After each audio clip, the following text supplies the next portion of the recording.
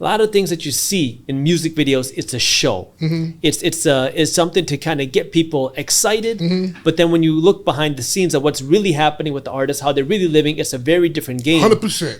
And I think what that ends up doing now is people watch this and say, I want to live like that. I want to have the nice and expensive car. I want to have the nice and expensive jewelry. I want to fly around the world like this.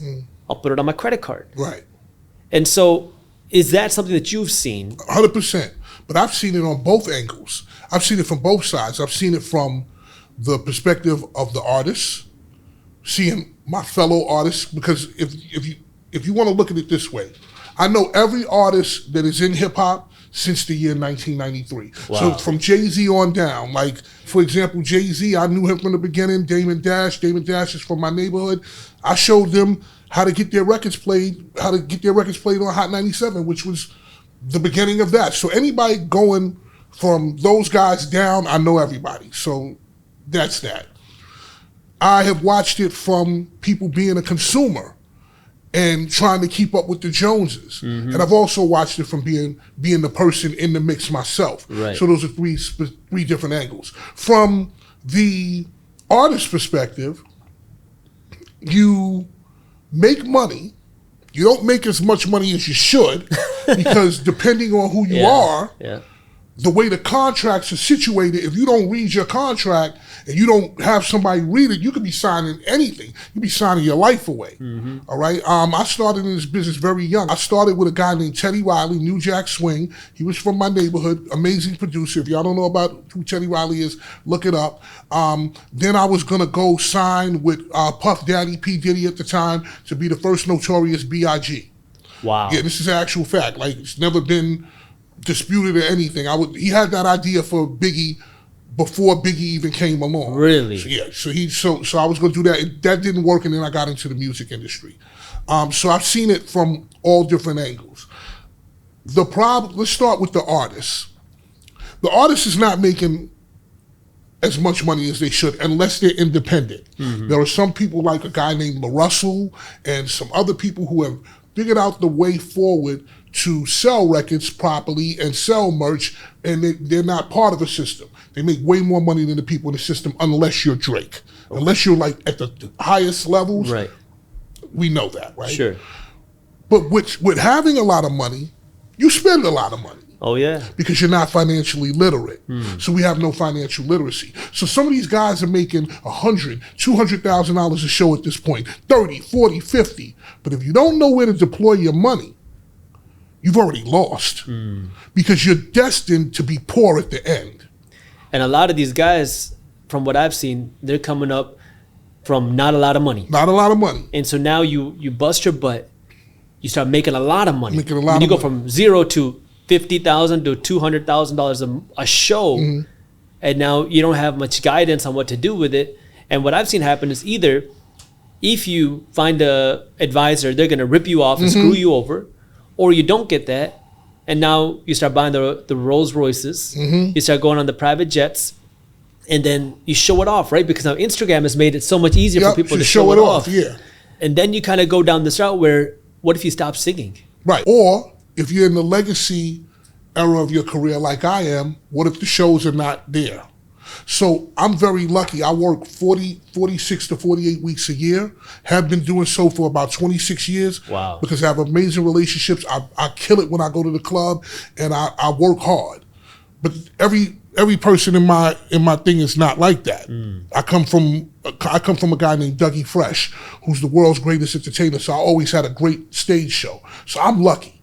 And where I'm in the legacy era of my career, which means that my hits are over here, but even though I still work, the numbers is lower than it was back then, even though I still have a lot of work, but the expenses are the same. Penn State for my daughter, all this stuff like that. But I'm blessed because at least I know this now, and based upon the horizon, the time horizon of all of my mentors like DJ Cool, Dougie Fresh, DJ Hollywood, I've got another 25 years before I probably can quit. So if I do this now, I can still make it. So for me, I know this is off the road a little bit. My financial plan is my daughter's getting ready to get out of Penn State. Wow, So I have one more semester. Thank you, brother. After that, 90% of my income minus expenses is going to investments. I also live extremely below my means. I moved from New York City to Ohio. I got a small house. I paid for it. The distance between my house and the next house that I live next to is 1 car length, one car width. So you could drive a car between the next house. But I paid for the house. It's mine. I have no expenses. My taxes are low. That now allows me to allocate my money towards investments that will pay me during a long time. Now, as long as I live, I wake up every day and I pray for more life and more health. As long as I live, if I put 10 years to this with what I make, I'm never working again. Even 5 probably. I'll never work again in my life. I got to highlight what you just said, because I don't think the value, the power of what you just said, I have to say that, because we're talking about Fatman Scoop, the guy that's worked with the biggest artists in the game. You've toured the world. You've made a lot of money. You're saying when you say a lot of money, just so you can understand, when I paid my alimony, that was $2 million. Wow. So imagine what would have happened if I could have taken that $2 million, put it in the S&P for 10 years ago. What do we have? But that's the crazy thing, is we got somebody who's made so much money. Now you're saying, I'm done with that lifestyle. I'm going to live in a smaller home. I'm going to buy this home, and I'm going to be so close to the neighbors. You're a celebrity, but you know what? Screw that. I'm going to live in this smaller home in Ohio. That way now you can put your money into the S&P 500 instead of the Rolls Royce, instead of the cars, instead of the jewelry. That is, I mean, and you said that this click happened during the pandemic. It definitely happened during the pandemic. I've never been a person who wore jewelry. I always believed that my face and my voice was the jewelry. I never drove extremely expensive cars like Bentleys and stuff, because I always felt like that was an extortion magnet. So I would have 3 or 4 cars that would equal a Bentley.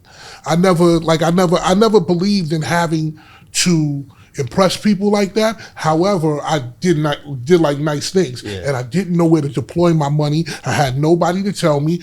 The internet wasn't the way it is now. Nobody was talking about it. So if you want to say maybe I was born 15 years earlier than I should have, but I'm here now, and that's what I want to. That's the thing that I want to put to people. It's never too late. Like, here I am, and I'm in my 50s. And I'm here to tell you, it's never too late. And everybody said, well, I don't have enough money, right? So I want everybody to think about it this way. You don't have enough money, right?